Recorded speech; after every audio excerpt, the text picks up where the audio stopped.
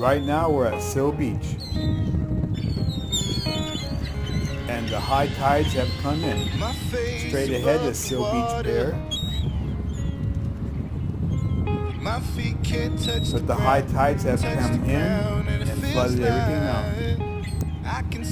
The picnic tables are halfway underwater.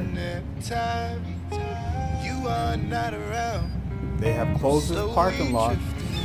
There are workers trapped inside the restaurant straight ahead, and it's called the Beach House. They're trying to get them out. And here is your parking lot. Right now we're at Seal Beach Jetty.